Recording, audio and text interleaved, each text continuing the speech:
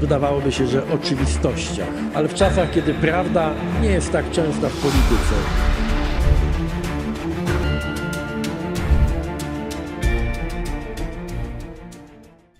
What if, one morning, Russian tanks rolled across the Polish border? For years, this has been NATO's darkest nightmare. But today, the answer is no longer the same. Because standing in their way is not a frightened, unprepared nation waiting for help, it's Poland, an army rebuilt in just 2 years, armed to the teeth, and determined never again to be a victim of history. The invasion of Ukraine was supposed to strengthen Russia's hand. Instead, it lit a fire in Warsaw. September's airspace violations, Russian drones over Poland and Romania, MiG-31s buzzing Estonia and Finland, and the massive Zapad 2025 drills in Belarus made one thing clear: Moscow wasn't bluffing. But Poland wasn't either. The government slammed its Belarusian border shut, choking a key economic artery and sending shockwaves through the Moscow-Minsk axis. Chaos erupted at the crossings. Cars, trucks, and buses, stranded, barbed wire unrolled, concrete barriers raised, Polish soldiers taking position. That was only the beginning. Within days, Warsaw deployed 40,000 troops to its eastern frontier.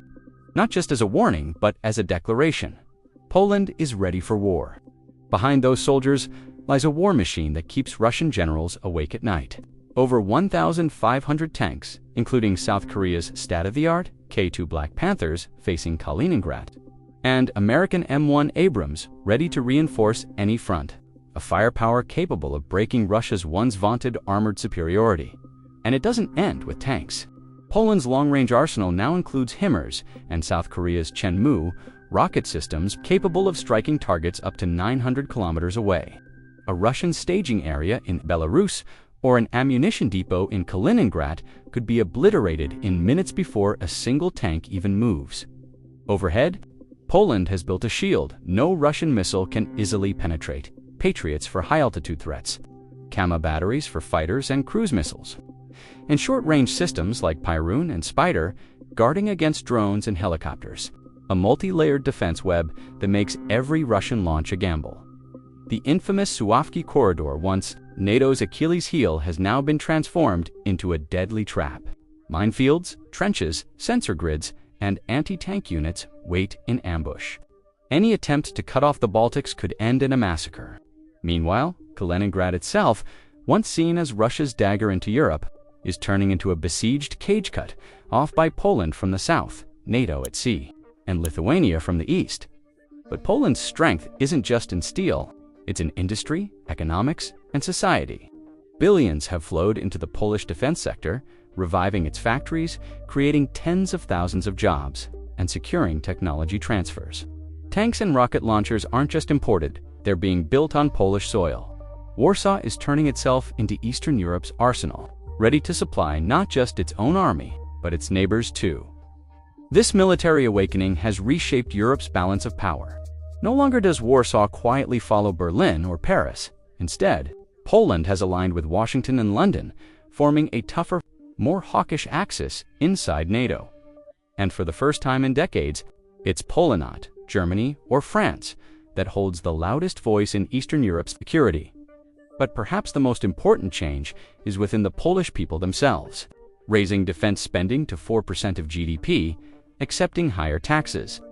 Enduring constant tension, this is not just government policy, but a national choice. For Poles, the horrors of Ukraine are not distant. They are echoes of their own past, and that history forged a resilience Putin never expected.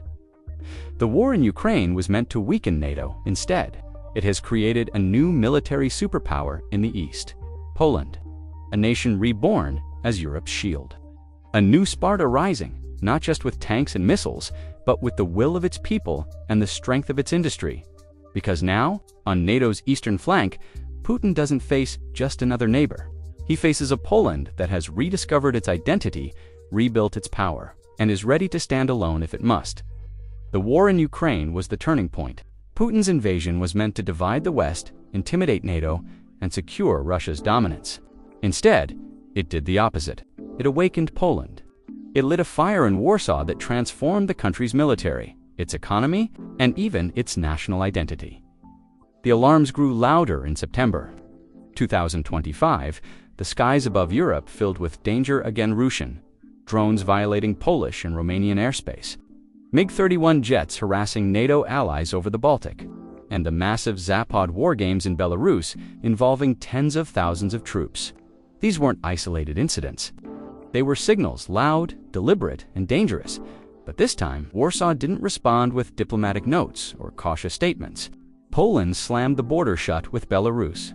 Overnight, an artery of trade, the Moscow-Minsk-Europe lifeline, was cut.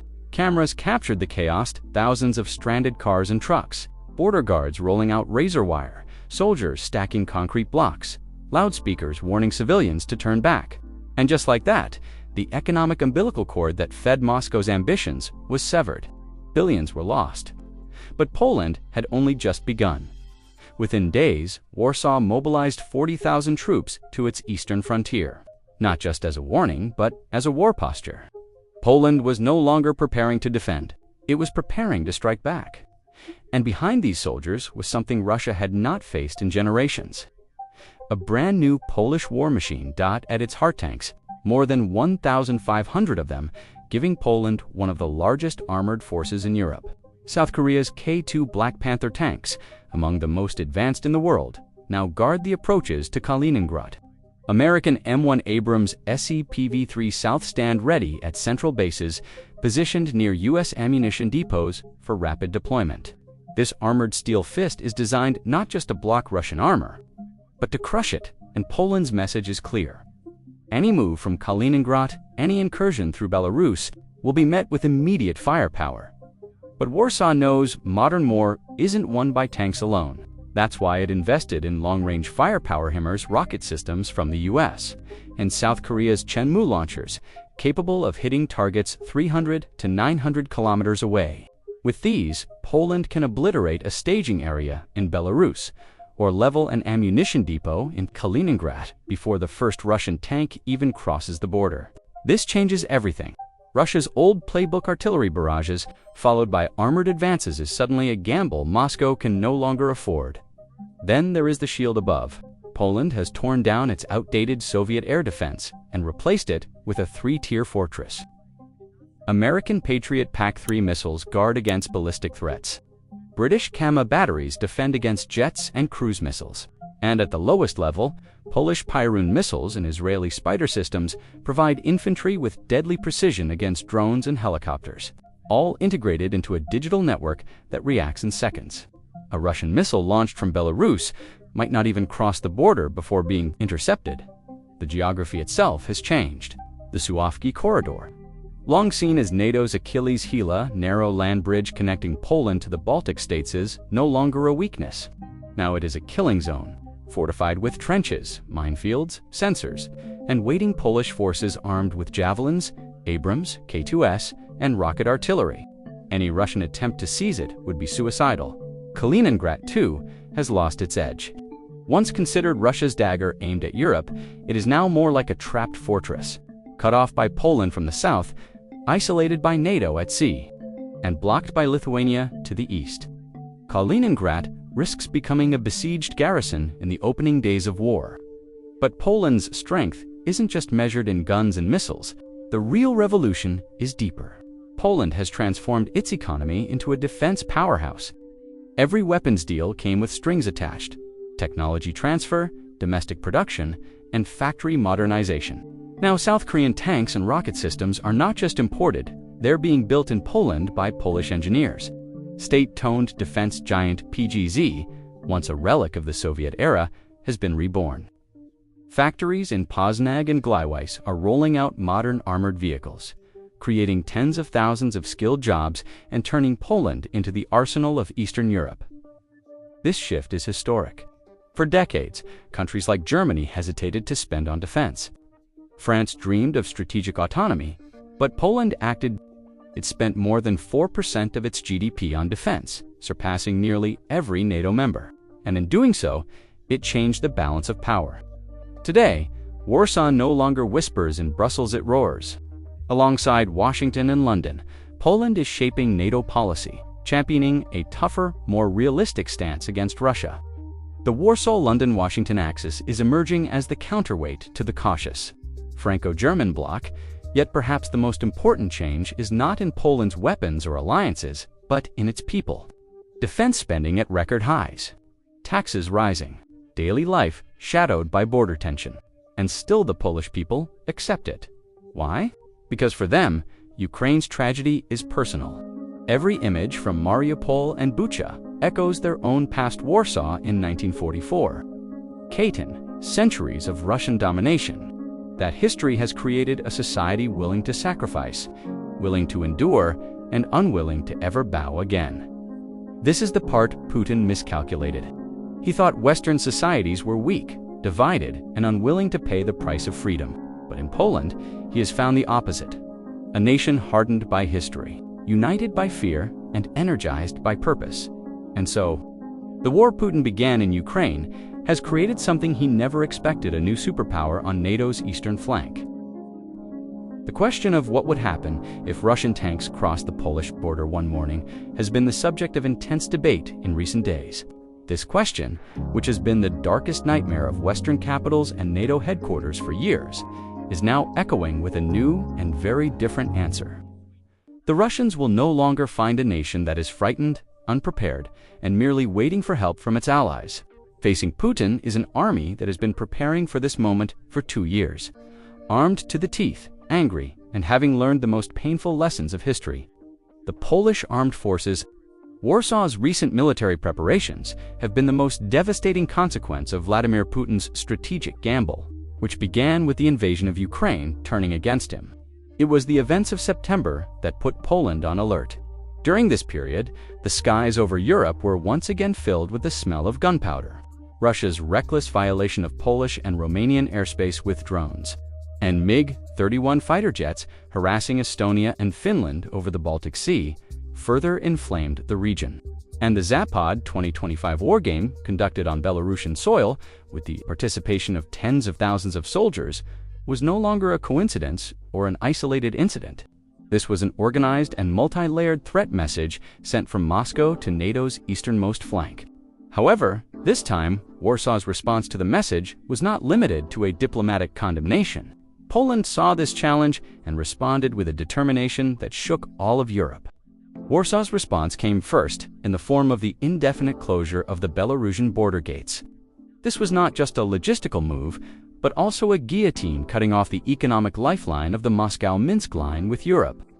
On the night the barriers closed on the Poland-Belarus border, the tension and disorder experienced by thousands of people waiting in queues trying to cross the border was captured second by second on local cameras. The Belarusian state agency and regional media reported that approximately 1,600 cars, around 300 trucks, and nearly 70 buses had accumulated at the border gates just before the closure decision, and that crossings were canceled when the gates closed.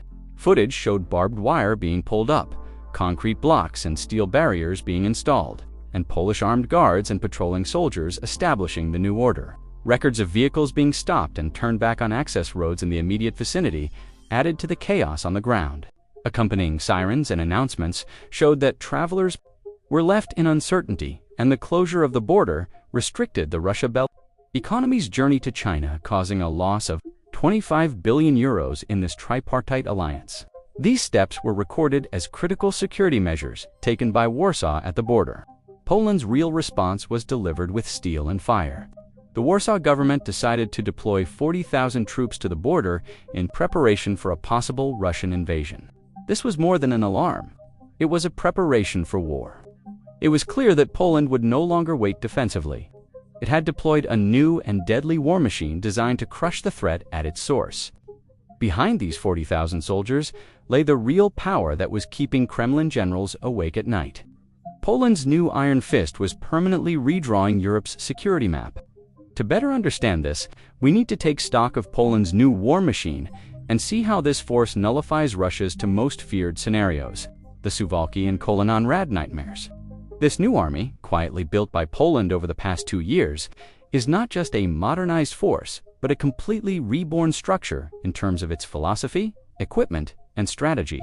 Warsaw now understands that Article 5 of NATO is not just a guarantee on paper, but that it can single-handedly stop the Russian army during those critical first hours before that guarantee kicks in. The Poles even saw that they needed to have a national capacity to repel Russian forces. And with this understanding, Poland spent billions of dollars to create one of Europe's most formidable armies, 1,500 tanks and beyond. At the heart of Poland's new strategy lay an overwhelming armored force. The total number of tanks and armored vehicles added to the inventory or ordered was worrying Russia. This is a figure close to the total number of tanks in Germany, France, and the United Kingdom. But it's not just about numbers. It's also about strategic thinking. The first batch of K2 Black Panther tanks, acquired from South Korea and considered one of the world's most modern tanks, was deployed to the strategic city of Brany, directly facing Russia's Kaliningrad exclave. This is more of a threat message than a defensive position. Any move you make from Kaliningrad will be met with an immediate response. These words clearly outline Poland's defense strategy. The US-made M1A to Abrams CPV-3 tanks, proven in combat, have been placed in Powards in central Poland right next to American ammunition depots. This location allows them to serve as a central reserve force that can be quickly deployed to both the Kaliningrad and Belarus fronts. This armored fist gives Poland the ability to balance and even break Russia's armored superiority, which it relies on most in a potential attack right from the start. Of course, one must also consider the long-range hammers against Russia. The Russian army's other fundamental doctrine, overwhelming artillery fire, is now losing its former effectiveness against Poland's new arsenal. Behind these are the hammers, that is, HIMAR and Chunmoo rockets. The combination of the American hires and South Korean-made Chunmoo multiple rocket launcher systems gives Poland the ability to strike with surgical precision at ranges of 300 km and even up to 900 kilometers with certain munitions. This means that Poland can not only defend its own territory, but also in a crisis take the war directly to enemy territory. When Russia gathers its forces at a base in Belarus to attack the Suwalki corridor, even before a single Russian tank crosses the border, that staging area could be turned into a hellish inferno by missiles fired from within Poland. A command center or ammunition depot in Kaliningrad could be destroyed in the first minutes of the war. This punitive firepower turns the Kremlin's classic tactic of crushing with artillery and advancing with armor into an extremely risky and costly gamble. Russia must also consider Poland's impenetrable shield in any potential invasion. Poland knows that control of the skies is the key to winning a modern war.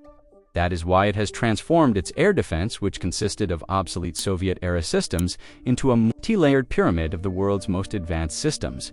At the top of this pyramid are American Patriot PAC-3 MSE systems, which counter strategic threats such as ballistic missiles and high-altitude bomber aircraft. In the middle layer are British-made CMER batteries, which are extremely effective against cruise missiles and fighter jets. At the bottom layer are Polish-made Porin missiles and Israel-made Spider systems, which can be fired from the shoulders of Polish infantrymen. Against low-flying helicopters, UAVs, and aircraft, this network is so integrated that the moment a Russian missile is launched from Belarus, it takes only seconds for the system to automatically determine which layer will intercept it, where, and when. Now, we must return to the strategic chessboard. The Suwalki and Kaliningrad equations are being rewritten. Poland's new military power fundamentally changes the entire strategic equation regarding the Suwalki corridor and the Kaliningrad issue. Two of NATO's biggest headaches. First, there is the Suwalki corridor. This corridor, a narrow strip of land between Poland and Lithuania that has been seen as NATO's Achilles heel for years, was Russia's most obvious target for cutting off the Baltic states from Europe. However, now this corridor is not a weakness, but a death trap for the Russian army. The concrete trenches, minefields, and sensor networks that Poland has built along its border as part of its Eastern Shield project will turn the advance of any armored unit into a quagmire. Behind these physical barriers, Poland's infantry equipped with Javelin missiles, Abrams and K2 tanks, and HIMAR batteries ready to fire at any moment will be waiting. In this equation, attempting to split Suwalki would be military suicide. The second strategic area is Kaliningrad. Russia's Kaliningrad exclave, which stands like a dagger plunged into the heart of Europe, is no longer a threat, but has become a strategic cage. Poland's modern army can completely lock down this exclave from the south. The Baltic Sea, which has become a NATO lake with the participation of Sweden and Finland, makes it impossible for Kaliningrad to receive supplies by sea. Lithuania has already closed its eastern border. In a crisis, Kaliningrad would be completely isolated from the outside world, its ammunition and resources rapidly depleted, indistinguishable from a besieged garrison. The Baltic Shield also has the capacity to support Poland's efforts, for Poland is not alone in this struggle.